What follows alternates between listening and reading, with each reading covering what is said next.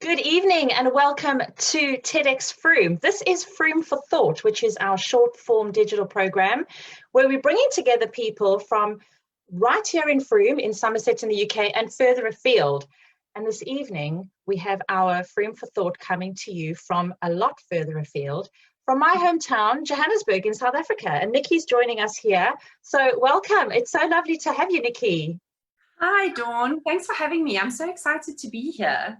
It's so good, and I'm so thrilled that we're able to both have a South African accent, because I think that makes a difference too. So this evening you wanted to talk about curiosity and being the new empathy, and I just think this just gives me goosebumps because it's such an exciting topic. I wanted to start out with what is the definition then of empathy? What does it mean to be empathetic? So my understanding of empathy, and please understand that I'm coming at this from a social commentary point of view. I'm not a psychologist. I have absolutely no psychology or anything even close to that background or experience. This is really all based on what I've just been observing and what I've experienced myself personally. So my understanding of empathy is the ability to put yourself in somebody else's shoes. So if somebody else is going through a rough time, had a traumatic experience, lost a loved one, right through to I've got a bad headache or I'm taking strain under lockdown, I can look at that and go, wow, Dawn, I know how it feels to have a headache, to take strain under lockdown. Therefore, I can empathize with you. Versus sympathy, which is kind of the, as we say in South Africa, a shame. You poor thing. Like, I feel sorry for you. It's not a nice situation. So that, as far as I'm concerned, is sort of the definition and dividing line between the two emotions. And when we're thinking about curiosity, so I got a new puppy, and I notice how the puppy is exploring its world with a little confidence, but it's curious and it's identifying its world and deciding on its boundaries and working out how it can exist in a space because it is curious. How do you marry the two of empathy and curiosity together? Okay, so it's quite a weird story that led me down this path of thinking. Towards the end of last year, I was doing some work with a friend of mine, and we were working together on a long-term contract. And she experienced an incredibly traumatic event. So it was in November last year. And at the time of this event, I always believed myself to be a very empathetic person.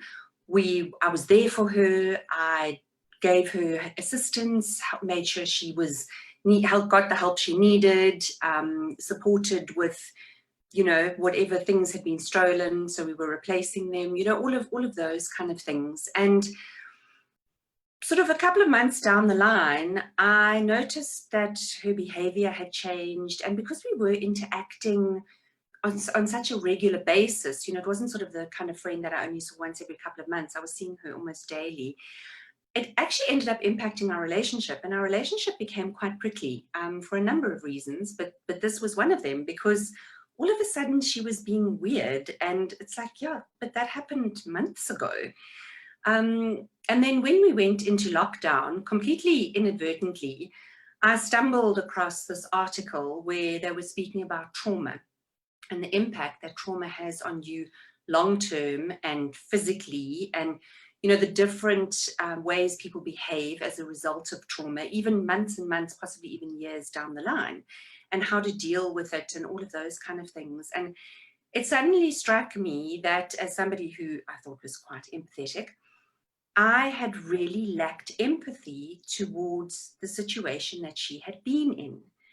And I went through this kind of roller coaster of emotions of feeling incredibly guilty. Like, oh my God, how could I have done that? How could I have just brushed off this really serious thing?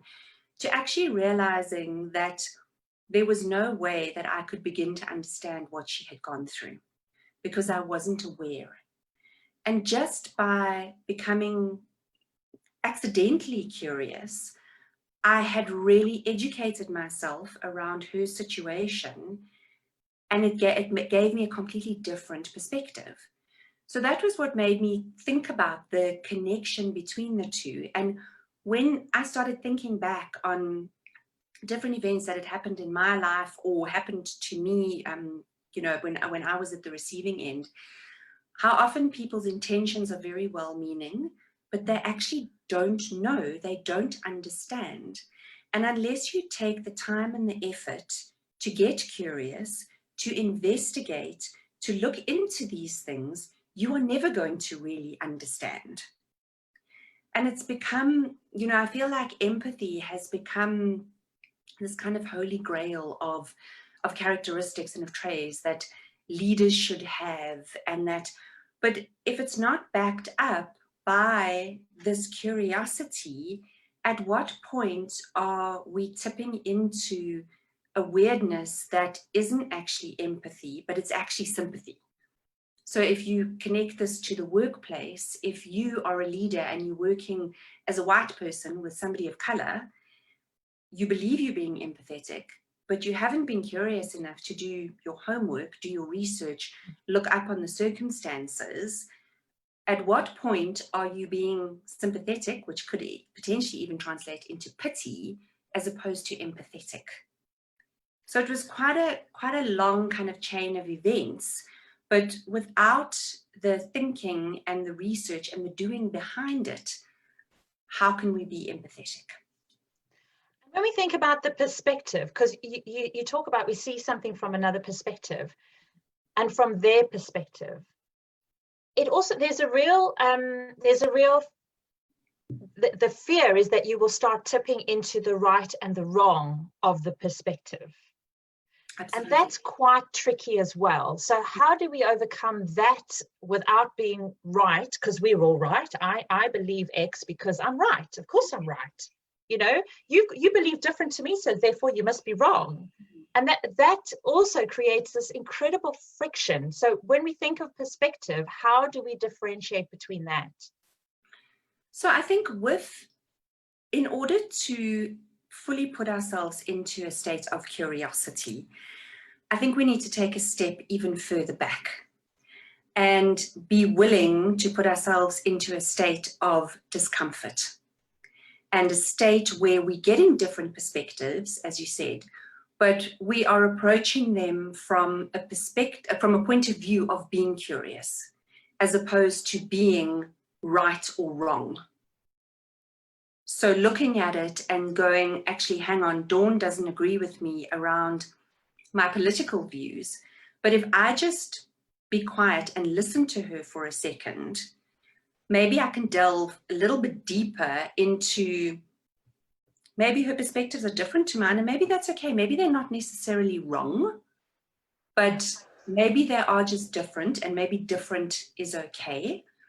And I think as human beings, you know, we tend to cut ourselves as individuals a lot of slack that we don't always extend to other people. So I am a multifaceted person. I have layers like an onion. I'm complex. I have days when I could be downright rude because I haven't slept well, or I've had a fight with my boyfriend, or I'm just grumpy, and I cut you off completely.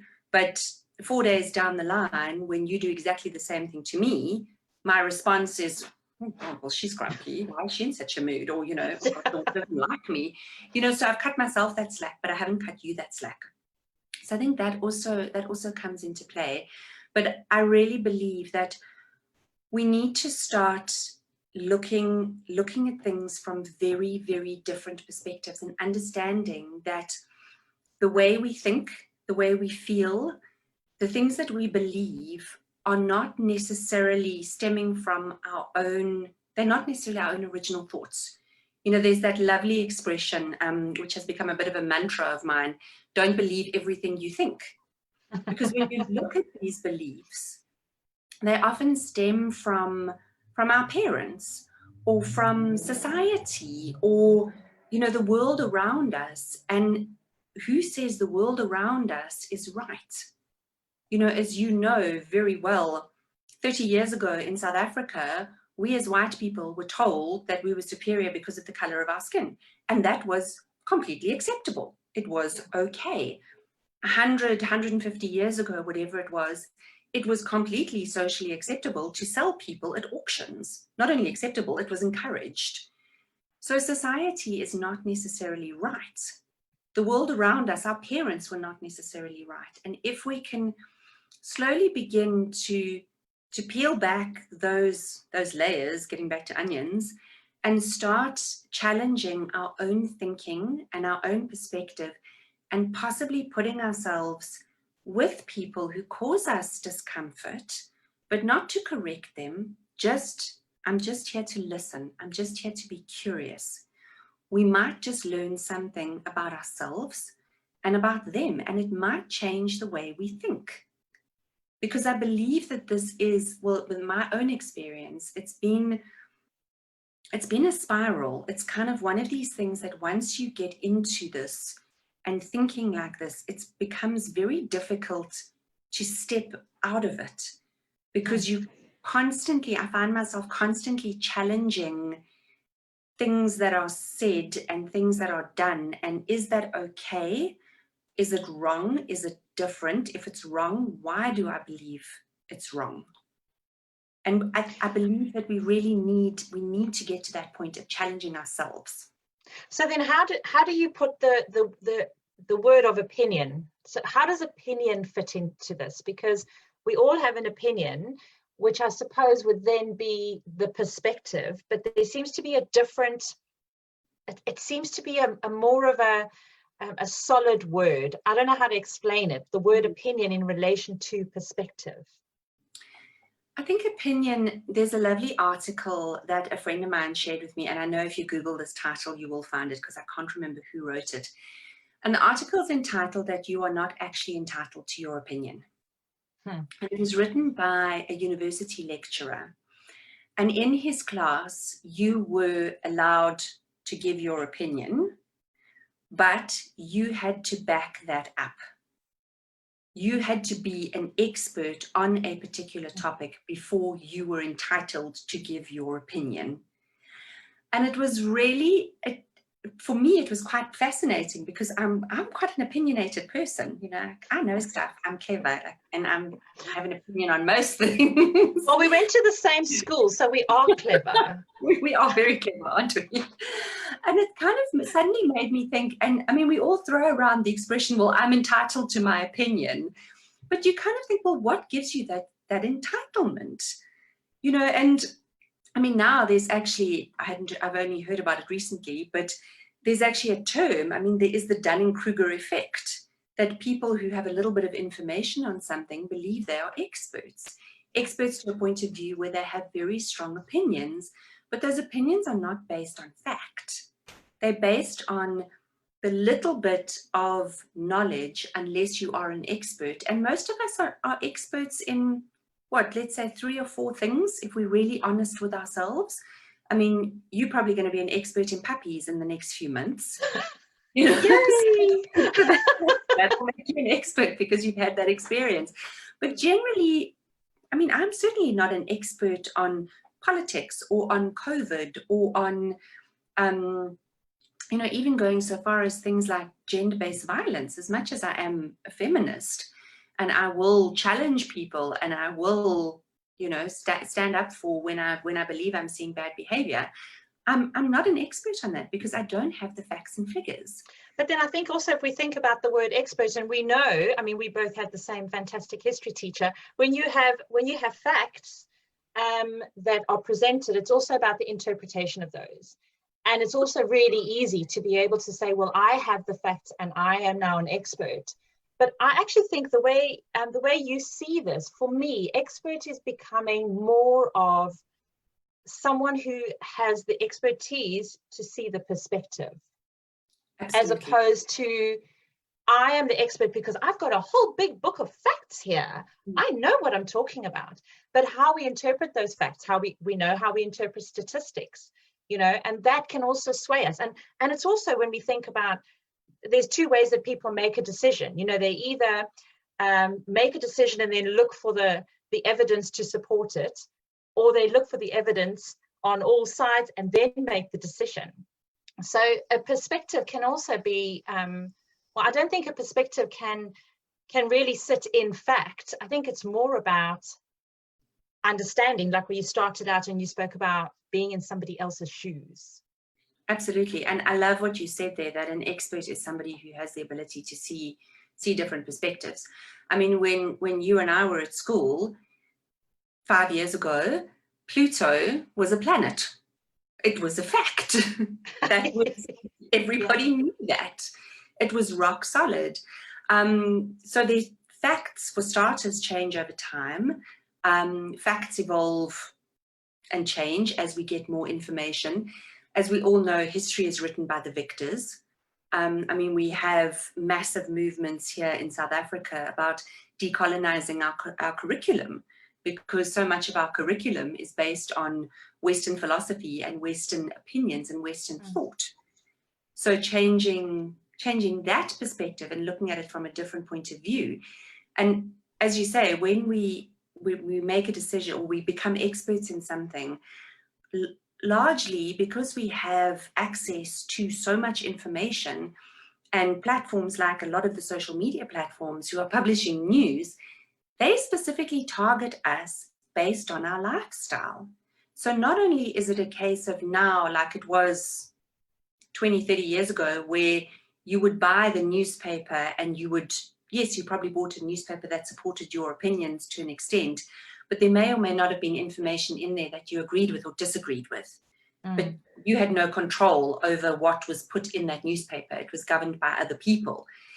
But now we have information that is specifically targeted to us based on the company we keep, based on our habits, based on our likes, based on the links we click on, so we just get more of the same.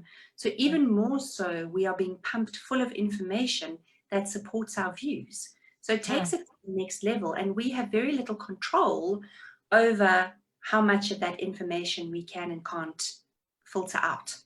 Yeah.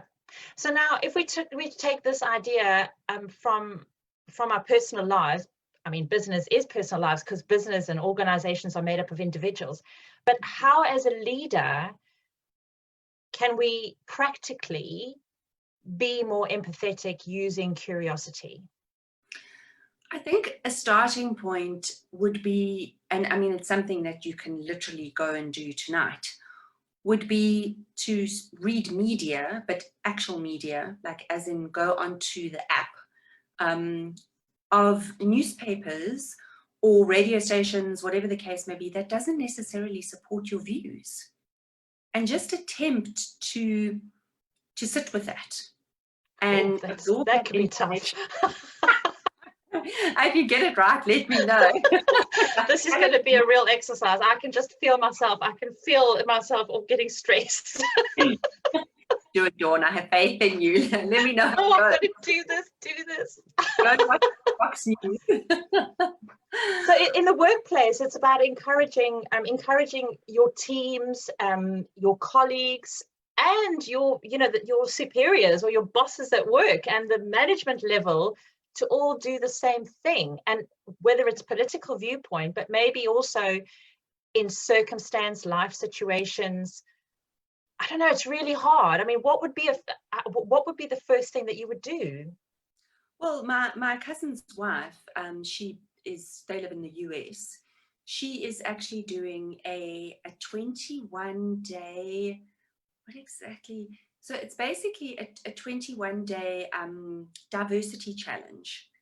Okay. So I don't know whether this was just something unofficial that she did. I haven't gotten all the information from her, but she's been gathering a lot of information specifically around, well, the last couple of days that I've seen has been around mass incarceration rates in the US and how it disproportionately affects Black people. So if we look at what's happening in the States at the moment, well, not quite so much at the moment, but not so long ago, and it flares up every now and then, around the murder of George Floyd.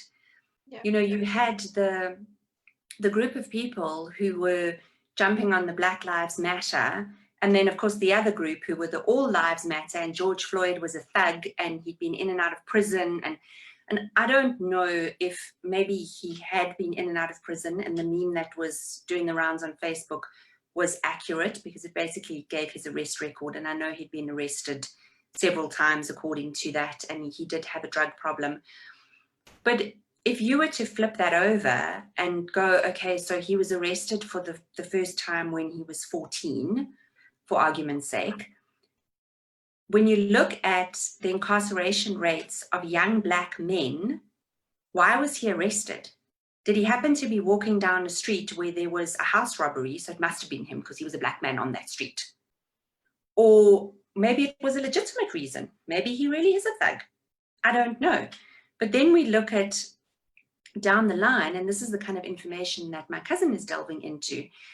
When you look at the rates of recidivism, you can say that. Oh, that's a good word. What does that mean? Glass of wine. So it basically means, if I'm understanding it correctly, the rehabilitation and the rate of employment amongst ex-convicts. So it's the rate at which they don't go back into the prison system. Okay. So if you leave, you get a job, you have financial stability, you're less likely to end up back in the prison system. So when you look at the rates of employment of criminals, once again, it disproportionately affects Black people, particularly Black men. So let's get back to George Floyd as an example. He's been arrested, maybe fairly, maybe unfairly. He cannot find a job coming out of prison because he has a criminal record. What's the most likely thing he's going to do? The guy needs to earn money. He's going to go back into that cycle and continue that cycle. And now suddenly the thug that is George Floyd becomes a very different person. Yeah. And perhaps if we make people really even more uncomfortable, let's look at the policeman. And I'm not for one moment supporting what was done in any way, shape, or form, but what person were we dealing with there? Was there somebody who's suffering from PTSD? Yeah. Was there some chronic mental illness that was going on there? Maybe he's also just a thug. So yeah, so it's basically looking at the big picture, but it's almost like you can't really have an opinion until you have seen the big picture and every perspective. Exactly. That's pretty much what it is. And I also think that it's impossible to do that in many circumstances. So maybe it's about not being opinionated about something and just being curious. Exactly. Because suddenly when you become curious about people and their circumstances and you really make an effort, and there's ways that you can do this. There is research you can do. I mean, we've got a wealth of information out there. Use it. You can do it without being that weirdo who's now digging deep into people's personal lives and asking them very uncomfortable questions and just being the person that eventually everybody begins to avoid. Yeah. But oh no, we're not inviting her. She asks weird questions. And you know, at times it is incredibly inappropriate, and the person might not be able to. I mean, if we get back to my initial experience with my friend, you know, for me to sit down and go, so how exactly does this trauma feel? Exactly. Can you pinpoint it for me? I mean, she probably wouldn't even have been able to articulate it at the time herself. Plus, like, she's traumatized enough. She doesn't now need me, you know, digging even deeper. But the way I can access this information. And maybe it does seem like this big kind of overwhelming, you know, when we look at the world and how complicated it is and how many issues there are, like where do you even begin with this? Do you know what I also love about this? It's about being positive instead of just being angry at people, you know, that they must, you know, that they don't agree with me and they don't, and it's just a real simple, it's almost a combination of being present and being positive and getting the perspective. Oh, there's peas. I love it. I love alliteration. But all packaged together in a little pretty bow, which is curiosity. Exactly. Oh, I love that. I absolutely love that. once you know the true, the real person, the person that you see kind of behind a mask or behind what the social face that people put out there, it does become, they have to be pretty bad people for you to still dislike them. Yeah. So fundamentally, when you look at racism is a massive issue globally. I mean, we're all experiencing people rising up against racism, and I think it's good. We have to do that. We have to be having these conversations. But suddenly, when you look at, as a white person, the journey that certain people have taken, going back generations, how can I dislike you? Because I see you. I see the real you. And, you know, and it actually just doesn't, it almost doesn't make sense. It almost, it's like, how could I have that opinion? Exactly. It just absolutely doesn't, the dots aren't joined. Exactly. And the same thing applies when you get into sexism within the workplace. Yeah. You know, it suddenly, when you look at, when you start digging deep into the history of women, and not so long ago, we had women who were having to kill themselves just so that they could get the right to vote. When you look at that history, when you look at all of the little connections that get joined up within that, suddenly it becomes a little bit more difficult to go, oh my gosh, she's got a period. Like being a cow, you know? Yeah. When you understand the dual, I mean, what's the double burden that a lot of women face, where they are sitting in workplaces going, okay, what am I going to cook for supper tonight? Have my kids got school shoes? This one was feeling sick. This one. Men just simply don't, or a lot of men just simply don't have that. So you're expecting me to show up and be productive, but we're not experiencing the same thing when we leave the office. I can't be present when I'm worrying about my child who's sick and whether the school's going to phone me. But when you get that insight from the outside, suddenly it's like, actually, hang on, I've got a better understanding of that, and maybe we can work together to make this better. Absolutely. So on a final kind of wrap up, so when you think about curiosity, what are practical things? So you said to go and read the newspaper of somebody of the opposite side of your view, maybe listen to a radio station, but actively seeking out things that don't necessarily align with what you believe. And the other thing was questions. Just ask a lot of questions, and also put yourself. I think the thing that I get a lot from listening to you is put yourself into an uncomfortable position for yourself, and that's where the growth happens, isn't it? Where the growth really happens there. And you know, it can be something as simple as you know, I always say that oh, excuse me, that you grow old the moment you only do things that you're convinced you're going to enjoy. You only listen to a certain type of music, you only read a certain type of book, you do certain types of activities because you know you're going to enjoy them. So what if you try and do something that you're not convinced you're going to enjoy? Because that will also make you uncomfortable. And you know what? Doing that, it might be terrible. You might hate every minute of it. But how often are our best stories and our best experiences? I remember that time we went camping and it poured with rain and it was so awful. And we, down the line, it could end up being a great story. It could end up being a great experience. And it's just something small that's putting you in an uncomfortable position. Oh, absolutely love that. Oh, Nicci, it's so lovely to chat to you. I could chat for another hour. Goodness me. I know. And you've given me homework. I have to go and do homework now, and I will feed back on how it goes. And I'll do the same. Good. I'll support you in this.